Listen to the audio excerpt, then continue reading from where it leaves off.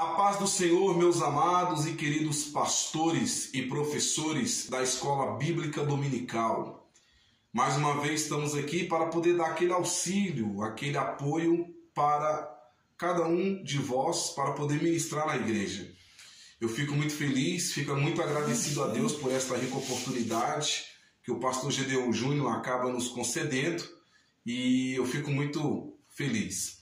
Então nós vamos agora para a lição número 7. Nós já ministramos 6 lições. A última foi aquela dos questionamentos de Jó. Ele não aguentava mais, então ele teve que abrir a boca, né? Então ele teve que jogar para fora tudo aquilo que ele estava sentindo, aquela coisa toda que nós vimos na aula passada. Então agora, o que vai acontecer? Jó falou na lição passada, que é o capítulo 3. Apenas Jó fala no capítulo 3. Amaldiçoa a noite e tudo aquilo que nós já vimos na lição passada. Ali foi o capítulo 3. Agora, no capítulo 4, os amigos começam a falar também. Então, nós vamos ter do capítulo 4 até o capítulo 37 apenas discursos no livro de Jó. Então, começa da seguinte forma: ele é o mais idoso, ele é o mais experiente, ele é o mais sábio e ele fala primeiro. Depois que Jó desabafa lá no capítulo 3, nós estamos agora no capítulo 4. Então ele fala e Jó responde. Depois vem Bildade fala e Jó responde. Depois vem Zofar fala e Jó responde. A Bíblia fala de 4 amigos. Elifaz, Bildade, Zofar e Eliú. Mas nesse primeiro momento, Eliú não está. Eliú vai chegar depois. Eliú é o mais novo. E ele vai chegar depois. Então Elifaz fala, Jó responde, Bildade fala, Jó responde, Zofar fala e Jó responde. Depois, Elifaz vem para o segundo discurso. E Jó responde. Bildade vem para o segundo discurso e Jó responde. E Zofar vem no segundo discurso e Jó responde. Aí acaba os discursos de Zofar, porque Zofar discursa apenas 2 vezes. Aí depois Elifaz vem o seu último discurso e Jó responde. E Bildade vem para o seu terceiro e último discurso e Jó responde. E isso vai do capítulo 4 até o capítulo 37. Porque lá no capítulo 32, se eu não estou enganado, creio que sim, Eliú fala. E Eliú vai falando no 33, 34, 35, 36 e 37. Apenas Eliú fala e mais ninguém. Eliú fala, todos escutam, inclusive Jó não fala nada. E aí Eliú vem preparando Jó para o capítulo 38, onde Deus quebra o silêncio e Deus então vai começar a falar com Jó tudo aquilo que tem que ser falado, mostrando para Jó que ele é poderoso nos céus e na terra e mostrando para Jó que ele tem o conhecimento de todas as coisas. Então nesta lição nós vamos trabalhar com os 2 primeiros amigos. Nós vamos trabalhar com Elifaz e vamos trabalhar com Bildade, os 2 amigos mais idosos de Jó. Eles estão numa idade avançada, por isso eles falam primeiro. É importante observar que quando Jó tem ali a sua prova, que ele perde seus bens, perde seus filhos, onde Jó tem aquela doença terrível que nós já ministramos e ensinamos para os irmãos, e ele começa a passar por toda aquela provação. É importante lembrar que os orientais, eles tinham o costume do seguinte: vamos ficar aqui em silêncio para ver se Deus nos fala alguma coisa. É mais ou menos aquilo, é um tratar de pai para filho. E quando o pai corrige o filho, eu não posso me meter. Por exemplo, eu tenho 2 filhos, André e Eloá. Se eu disciplinar o André e colocar o André de castigo, ninguém pode tirar o André do castigo, porque eu sou o pai dele. Eu sou o pai dele. abaixo de Deus, eu sou a autoridade máxima na vida do meu filho. Então, se eu coloco ele de castigo, só eu posso tirá-lo. Ninguém vai poder falar, não, meu filho, para com isso, eu estou mandando você sair. Sai. Não existe isso. Eu sou o pai dele. Então, na cabeça deles era o seguinte, eu não vou me intrometer, não. Eu poderia tirar Jó daqui, colocar em outro canto, cuidar das feridas, dar riqueza para ele novamente, mas eu não vou me meter, porque é um tratar de pai para filho.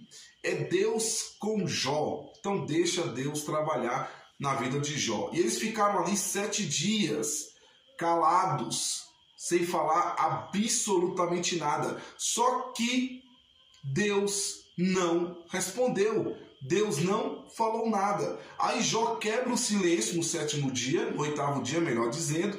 No 8º dia, Jó quebra o silêncio e nós temos o capítulo 3, onde nós temos a 6ª lição da revista, que foi a última passada, os questionamentos de Jó. Quando chega aqui no capítulo 4, nós vamos ter o discurso de Elifaz e nós vamos ter os discursos de Bildade. É bem verdade que nós vamos do capítulo 4 até o capítulo 21. Então, nós vamos ministrar aqui nessa lição o diálogo de Elifaz e de Bildade. E esses diálogos de Elifaz e de Bildade vão até o capítulo 25, melhor dizendo. Então, do capítulo 4, nós vamos dar um pulo até o capítulo 25. E nós vamos ministrar aqui os discursos de Elifaz e o discurso de Bildade. Se você quiser fazer um resumo de tudo aquilo que nós já vimos, aí fica à vontade aí na sua aula. Então, página 56, estamos aqui na página 56, Elifaz e Bildade, estudo número 7, e assim diz o texto áureo. Seria porventura o homem mais justo do que Deus? Seria porventura o varão mais puro do que o seu Criador? Jó, capítulo 4, versículo de número 17. Muito bem. O que nós vamos aplicar nessa lição? Nós vamos mostrar que nós não temos autoridade de abrir a boca e dizer que o meu irmão está passando por uma luta porque ele está em pecado. Nós temos esta tendência de abrir a boca e falar: o meu irmão está passando por toda esta prova porque ele está em pecado, não tem outra coisa a pensar a não ser isso. Então nós vamos ver nesta lição que nós temos que mudar o nosso conceito. Nós temos que mudar o nosso conceito. E depois nós vamos ver quais são os amigos que nós realmente precisamos. Muito bem. Na página 57, na página de número 57, no 2º parágrafo diz: Elifaz é o mais velho, por esse motivo ele fala primeiro. Observe que é ele quem indica todos os ciclos dos diálogos. Ele é considerado o mais sábio, certo? Então nós vamos falar do primeiro amigo de Jó, que é Elifaz. A Bíblia fala que ele é o temanita. Na página 58, diz assim, no tópico 2, Elifaz o temanita. Então respondeu Elifaz o temanita e disse: se intentarmos falar-te, enfadar-te-ás, mas quem poderá conter as palavras? Ele é o temanita porque ele é de Temã. Elifaz em hebraico é o puro ouro, deveria ter vindo de Temã, uma importante cidade de Edom.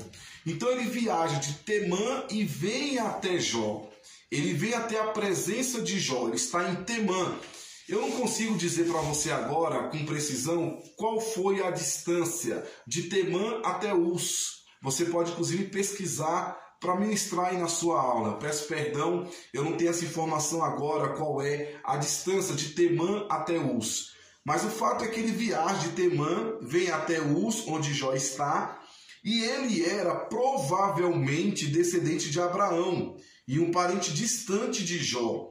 Elifaz o temanita, como diz a Escritura Sagrada, capítulo 4 de Jó, era neto de Isaac, filho de Abraão, e no livro de Gênesis 36, capítulo 4 e versículo 15, a Bíblia nos mostra claramente os descendentes de Esaú e nós podemos entender mais sobre Elifaz. Então você leia lá em Gênesis 36, 4 e 15, para ter uma noção mais ou menos de Elifaz. E a Bíblia diz que dentre os 3 consoladores, Elifaz era o mais importante, ele era o mais influente. E analistas consideram que Elifaz representava a sabedoria de Edom. Então estamos falando de um senhor de idade, um senhor que tinha uma sabedoria muito grande, uma experiência muito grande e que era amigo de Jó. Ele era amigo próximo de Jó, por isso que ele viaja. A notícia chega até Temã e fala: você está sabendo do seu amigo Jó? O que aconteceu com Jó? Olha, Jó perdeu tudo. Os sabeus foram lá, roubaram os bois dele. Os caldeus vieram, roubaram as jumentas. Olha, você não está sabendo não? Caiu um fogo do céu e aí matou. Caiu um fogo do céu e matou todas as 7.000 ovelhas de Jó. E o pior de tudo, Elifaz: todos os filhos de Jó morreram por conta de um redemoinho.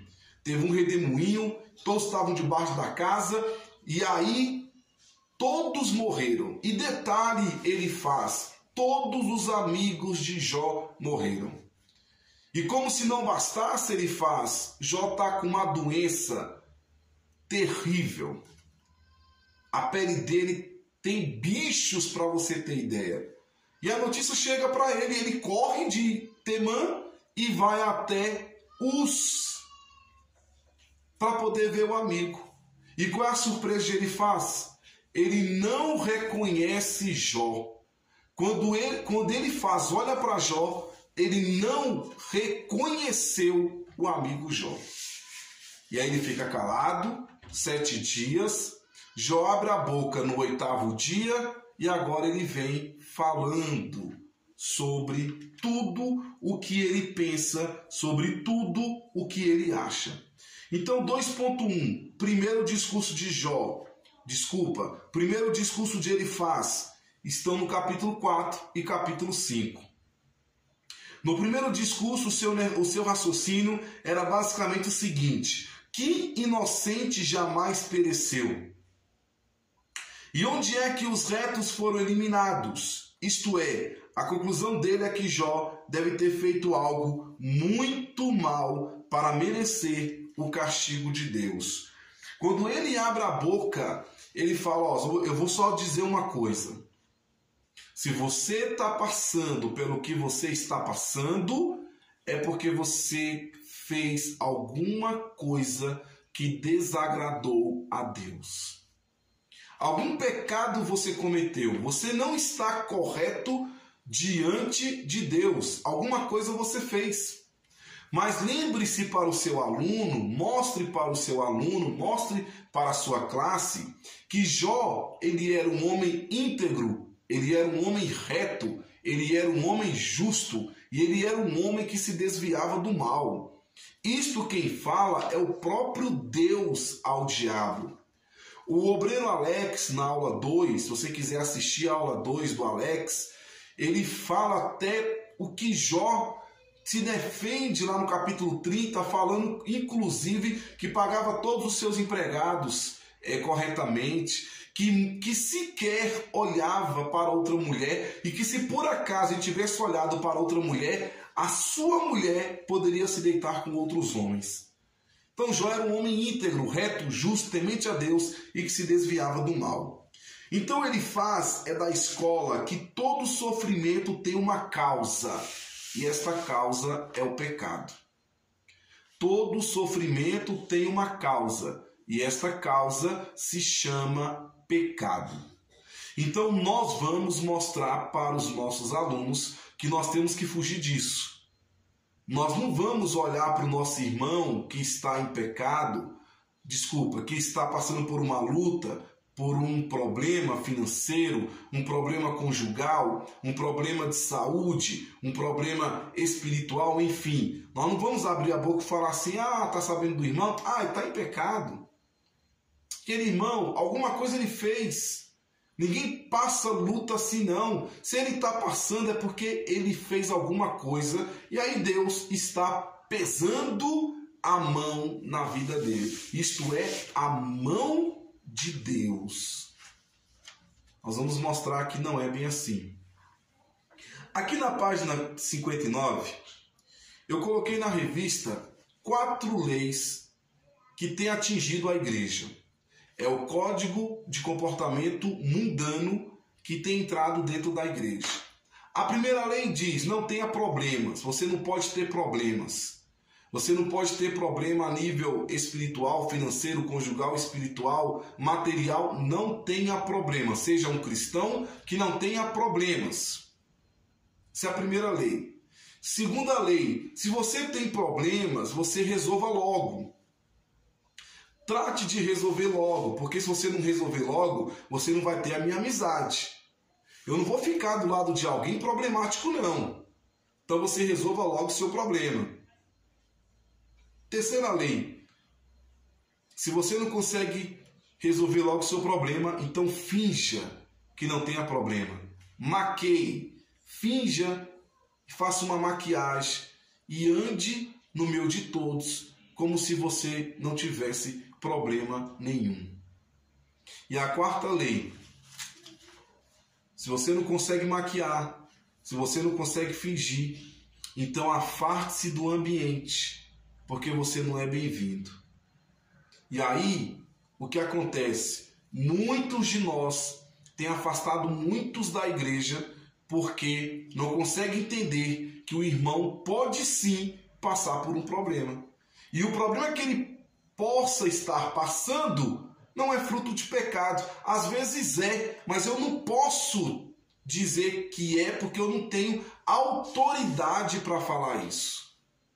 Se é pecado, Deus vai resolver. E se não for pecado? Eu não tenho autoridade, eu não sou juiz, eu não posso julgar o meu irmão. Então na página 59 fala sobre isso. Estas são as 4 leis do Código de Comportamento Mundano que muitas igrejas adotaram. A igreja, infelizmente, pratica isto. Nós acreditamos que Deus pode salvar uma prostituta, um alcoólatra, um assassino, um estuprador, mas se o irmão nosso passar por uma provação e chegar a cair, é porque está em pecado e a mão de Deus está sobre ele e que ele se vire com Deus. E é melhor manter distância. Então essa era a palavra de Elifaz. Você está em pecado. Segundo o discurso de Elifaz está em Jó capítulo 15. E aí, o segundo discurso de Elifaz é o seguinte, é que a sabedoria de Jó era duvidosa, que Jó estava querendo ser sábio demais, querendo ser inclusive mais do que Deus. E ele fala aqui, no segundo discurso ele faz duvida da sabedoria de Jó. Responderá o próprio sábio com conhecimento ventoso? Ou encherá seu ventre com o vento oriental? O que sabes realmente que nós não saibamos? Ele faz dar a entender que Jó tenta mostrar superior a Deus. Concluída a sua segunda condenação a Jó, ele diz que Jó vive nas tendas do suborno como um homem cheio de engano. Então, irmãos, são amigos que estão ali para colocar mais dor em Jó. Um homem que está com a pele e osso, um homem que está com bichos entrando em seu corpo, gritando de dor, gemendo, com olhos inchados, cáries na boca, bafo terrível, uma situação deplorável, e o amigo fala: você está querendo ser melhor do que Deus? Está querendo saber demais? Você está em pecado, quer esconder o seu pecado? Você não é tão sábio assim não, Jó. Deixa de ser bobo, fala logo o que você pecou e já resolve isso. E aí, o que acontece? Nós não podemos cair nessas artimanhas e abrir a boca e só julgar o nosso irmão. Aí nós vamos para o terceiro discurso de Elifaz, o terceiro e último discurso, que está em Jó capítulo 22. 2.3 na página 61. Por fim, no seu último discurso, Elifaz acusa Jó de toda sorte de crimes de extorsão, de reter água e pão dos necessitados e de oprimir viúvas e órfãos. Nunca que Jó faria isso, porque o próprio Deus fala que ele era um homem íntegro, reto, justo e que se desviava do mal. Então Elifaz vai só aumentando o nível de acusação para com Jó. Primeiro fala que ele está em pecado, segundo fala que ele fala demais, que a sabedoria dele não é o que ele pensa que é, e depois ele fala o seguinte: meu amigo, você conseguiu extorquir os necessitados, negando pão, negando água, e toda sorte de crimes de extorsão você fazia. Isso é acusação, irmão. Nós vamos ter uma lição aqui, se eu não estou enganado, a lição número 9, Jó se defendendo dessas acusações. Então o ataque de Elifaz, página 61, agora é aberto. O que vinha insinuando nos discursos anteriores é agora abertamente declarado. Jó era uma potentada oriental sem alma e sem coração. E ele vem falando de usura, vem falando que não praticou a beneficência, dando água ao cansado e pão ao faminto, dizendo que Jó tomou as terras dos fracos e as deu aos fortes, dizendo que Jó expoliou as viúvas e os órfãos, tudo proibido pela lei de Deus e dos homens. Em far de tais fatos, só castigo como que recebeu. Então, o que ele faz? Está dizendo: porque você fez tudo isso, você está dessa forma. Olha para você, Jó, e você vai entender tudo que você fez com o seu próximo, o que você agiu, como você agiu de forma leviana. Agora você está colhendo o que você plantou. Então, meus amados, temos que ter muito cuidado. Vamos ensinar isso para os nossos irmãos. Quando vê um irmão passando por uma luta, vamos orar, vamos clamar a Deus, vamos buscar o Senhor por esta vida e não ficar criticando, julgando ou falando que ele está em pecado. Então, o primeiro discurso de Elifaz, está em pecado.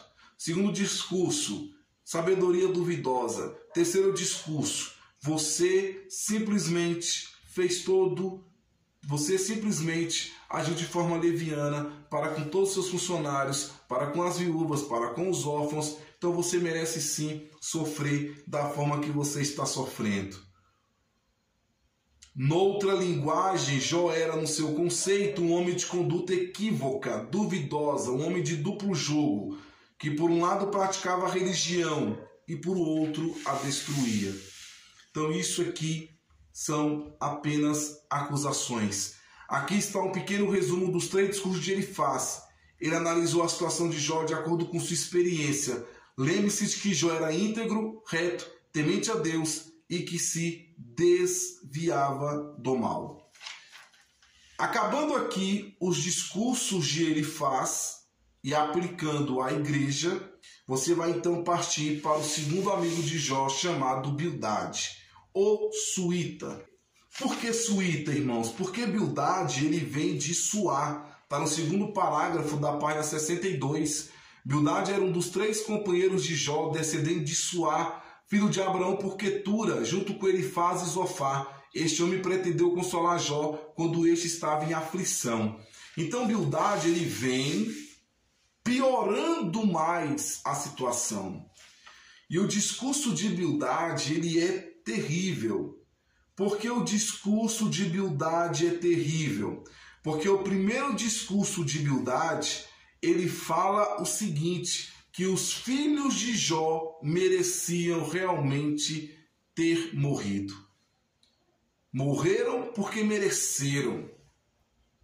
Eram homens maus, eram homens ímpios, eram homens transgressores da lei de Deus, por isso tinha que morrer mesmo. Olha só, irmãos, que discurso duro, que discurso terrível a um pai que acabara de perder 10 filhos. Então Bildade vem aqui no 3.1. Bildade começa o seu discurso interpelando Jó sobre a sua maneira de encarar o problema, indagando até quando profirarás palavras impetuosas, irrefletidas e impensadas. Assim apenas apresenta a ideia de Jó culpar a Deus pela sua má sorte, e também pela toda a humanidade, pois se Deus era injusto com Jó, o seria igualmente com todos os homens, coisa impossível ao Todo-Poderoso. Deus não pode perverter o direito das suas criaturas e trata todas com imparcialidade e justiça. Bildade advoga a absoluta justiça de Deus, que trata todos por igual, portanto a causa da situação não pode residir em Deus, mas em Jó. Então, se você está passando por isso, é como Elifaz falou mesmo. É como Elifaz disse mesmo, você mereceu passar por isso. E o mais terrível, se os teus filhos pecaram, já receberam a paga, foram aniquilados por causa da sua falta. Portanto, se tu buscares a Deus e ao Todo-Poderoso, pedireis misericórdia, e se fores reto e justo, ele sem demora despertará em teu favor e te ajudará. O que está acontecendo aqui? Eu vou te explicar. Parece que Bildade está sendo influenciado por Elifaz.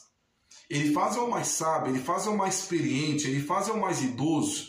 Agora Bildade abre a boca e ao invés de falar assim, Elifaz, não é bem por aí não, Elifaz.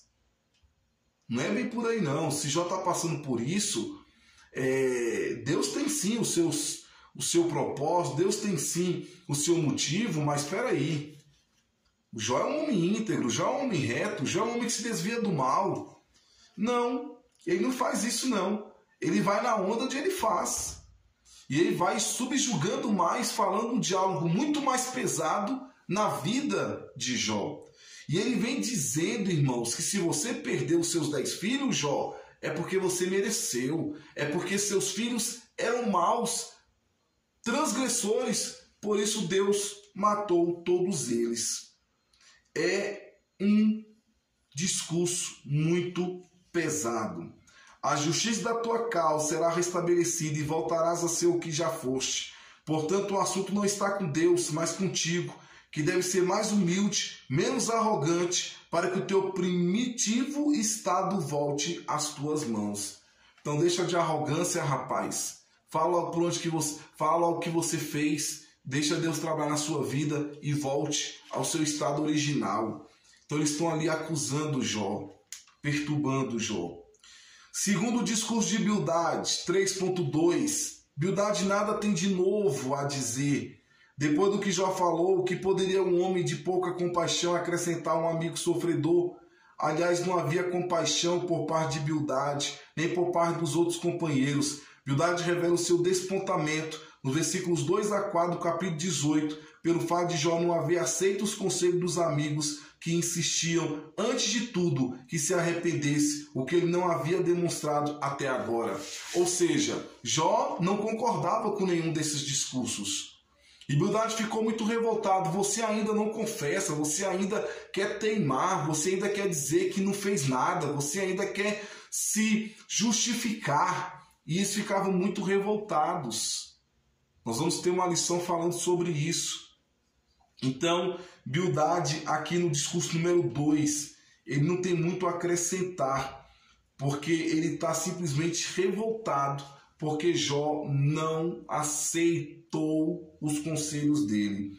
O segundo discurso de Bildade está no capítulo 18 do livro de Jó. Então, leia todo o capítulo 18 para você entender melhor o segundo discurso de Bildade. Terceiro e último discurso de Bildade. Bildade tenta ignorar os argumentos de Jó e levar o mesmo a uma atitude compatível com os pontos de vista dos seus companheiros e oratória vazia. Desvia o assunto da piedade ou impiedade dos homens para o terreno da onipotência de Deus. Então aqui, Zofar já falou seus dois discursos. Elifaz já falou os seus discursos também. Então, Bildade que está no terceiro e último discurso, que vai do capítulo de número 25. Olha para o parágrafo 2º da página 64.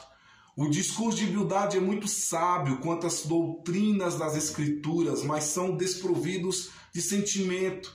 Enquanto afirma que tudo passa, o tempo, as palavras e as intenções humanas, Bildade não reconhece a dor do seu amigo, que a cada segundo é longo por causa de suas feridas e angústia. Jó precisava desabafar o que sentia e estava disposto a buscar a Deus. Então os amigos não ajudaram. Mostre para a sua classe. Elifaz e Bildade nada ajudaram a vida de Jó. Pelo contrário, acusaram. Está em pecado, confesse seu pecado. Você foi um homem ímpio, rapaz. Abre logo a sua boca, fala que você pecou e está tudo certo. Seus filhos morreram é porque realmente mereceram.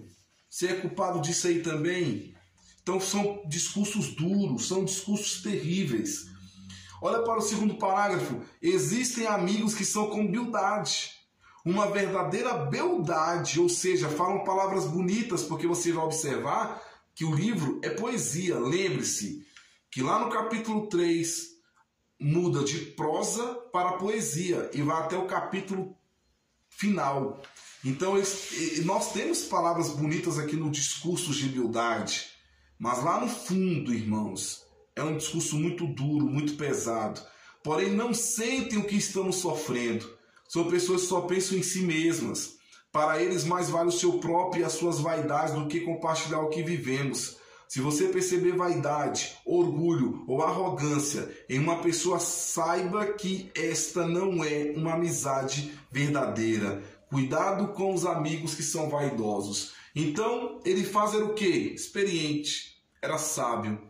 Bildade era uma pessoa o quê? Vaidosa. Então, Jó não está muito bem com amigos, não. Então, você tem que ler os capítulos da sua Bíblia, entender muito bem o que está falando cada discurso. Não se limite apenas à revista, não. Vai abrir a Bíblia lá no capítulo 18, capítulo 25, capítulo 4, capítulo 5. Vai pegar os discursos de Elifaz, depois vai ler os discursos de Bildade. Se você quiser ler na linguagem de hoje, para ficar um pouco melhor a compreensão, sinta-se à vontade. E quando você lê, você vem para a revista e você consegue ter uma noção melhor. Conclusão, não sei quais são os teus amigos. O verdadeiro amigo não é oportunista, não aparece apenas quando as coisas estão bem. Pelo contrário, o verdadeiro amigo é o irmão na adversidade. Aí você fala, você tem amigo? Você está passando por uma luta difícil, eles estão contigo? Eles estão compartilhando a mesma dor? E de tudo isso, seus amigos, se os seus irmãos disserem que não, fala, você tem sim.